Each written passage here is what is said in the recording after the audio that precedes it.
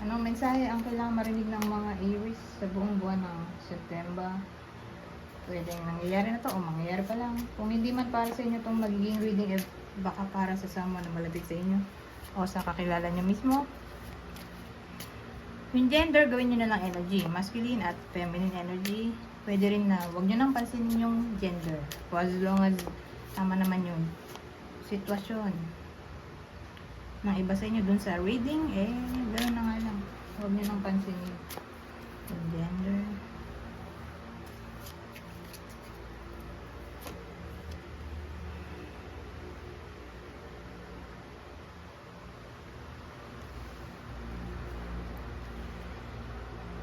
So, magsimula na tayo. May someone dito, probably masculine, pero in a relationship siya. Masaya naman siya sa relationship niya. So, kung gano'n ang sitwasyon, whether kayo mismo to, ito yung puso nyo, o someone na kakilala nyo, magiging lucky siya dito,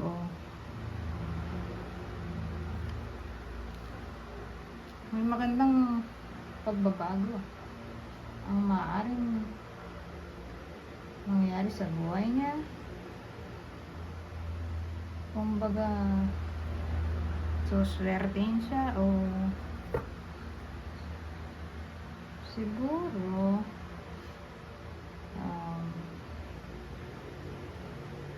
may mamamanifest siya. Magkakatotoo ang kanyang wish.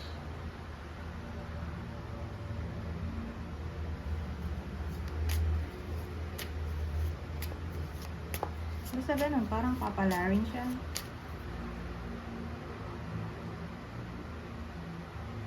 Pero sabihin naman natin, ito yung minamanifest nyo, yung lalaki. Kaya lang, dito X eh. So, gusto ko man gawin tong X, malabo.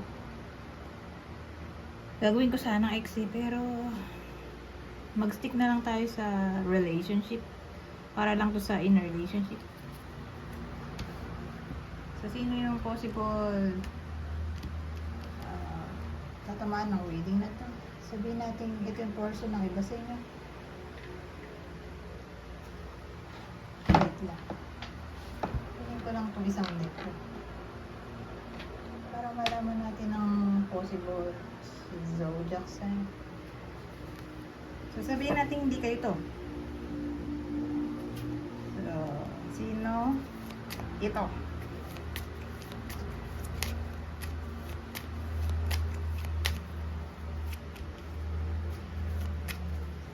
Sabihin natin person nyo to. Leo, Pisces.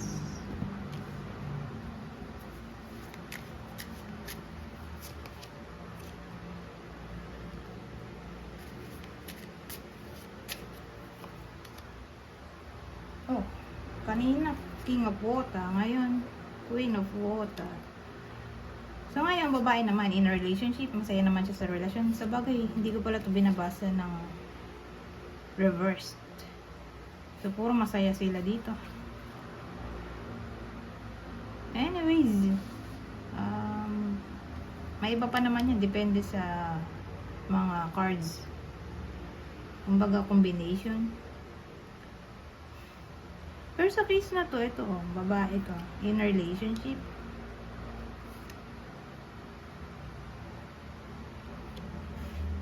Pero for some reason, matitigilan siya. Dahil sa presence ng Hanged Man.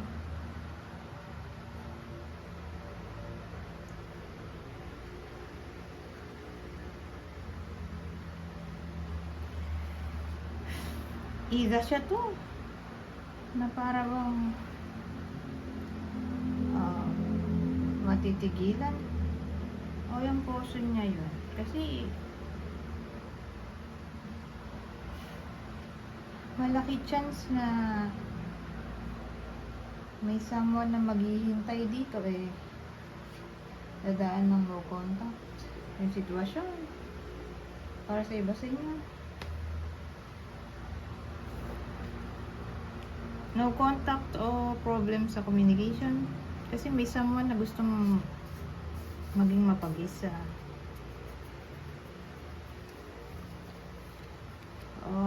Pwede rin martyr to. May someone na magiging martyr. Pero probably babae yung makaka-experience kasi magkatabi sila eh.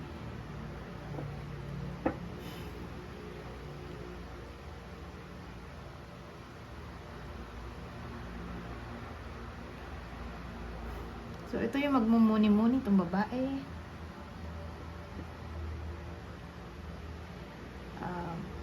Pwedeng siya yung maka-experience o siya mismo yung gagawa nito. Yun nga, gusto mo pag-isa.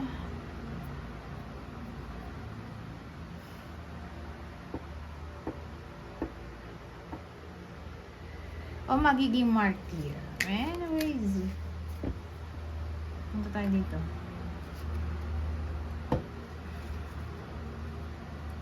Ay, kuha pa nga tayo.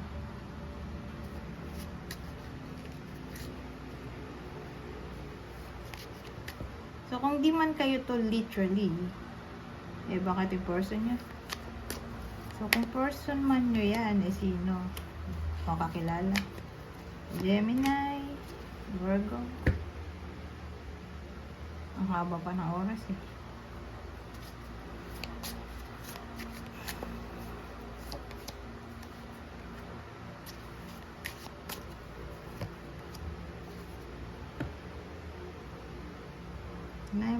May wish na magkakatotoo. Kasi ito ay opportunity. Ayun, nakalagay pala. May abundance na maaring dumating mo. Ace of Earth. Pwede rin kasi manifestation card yan eh. Baka magkapera yung iba sa inyo. New job. New project. Ay posible para sa iba.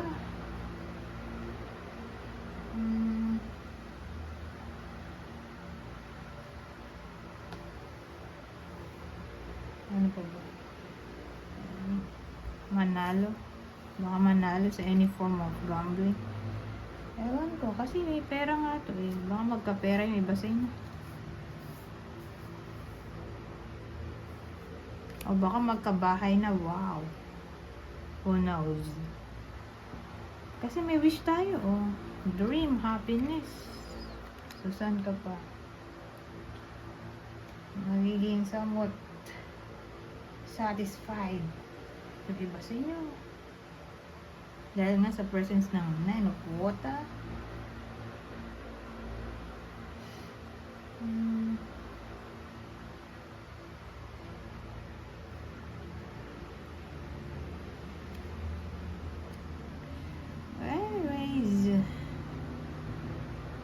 Kung di man to literally tumama sa inyo, eh sino kaya ang tatamaan nito? Scorpio. Pwedeng poso nyo to o kakilala nyo. Capricorn. Tapos punta tayo dito. Ito naman. So may lalaki tayo. Oh, great hope. Ay, hope, great water.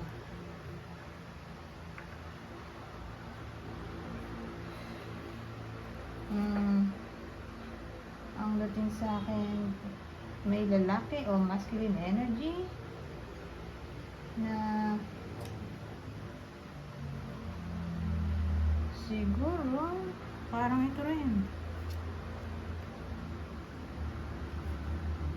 Baka may dream siya na maaaring magkatotoo. O baka siya na to. Baka magkadikit to, pwede ba? Itong Ace of Earth at 9 of Water saka to. Baka siya yan. Siya yung magkakapera. Pwede ba? Pero malaki ang chance na may dream siya na maaaring magkatotoo. O wish. O pwede mag-improve yung kanyang sitwasyon. kung sakali man na nagkakaproblema.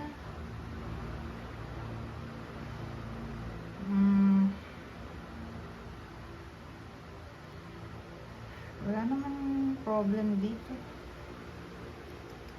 Pero tingin ko ito yun. Magkadikit sila. Siya yung magkakapera dito. Kasi ito rin yun eh. Ito saka to, wish, dream. Isa lang. Fantasy. Na para bang magkakatotoo. Pero pwede rin naman na mag-travel siya. Sa September. Sa malayong lugar. O kung di man ganun, baka makahiligan niya ang anything na may kinalaman sa spirituality.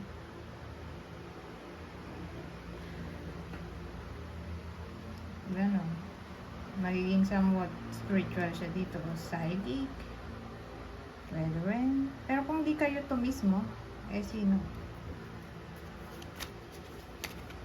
Pwedeng person nyo to o kakilala. Sagittarius. Taurus. Ito ang last spread natin. O last deck. Babasahin ko na lang. Kukuha ko ng tatlong card.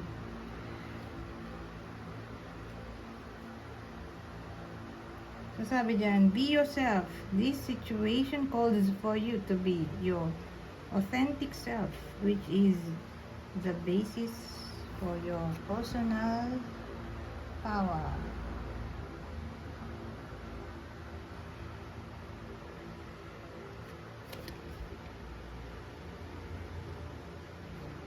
So sabi naman dito, express your individuality. Allow your true self to shine because you're awesome. Awesome.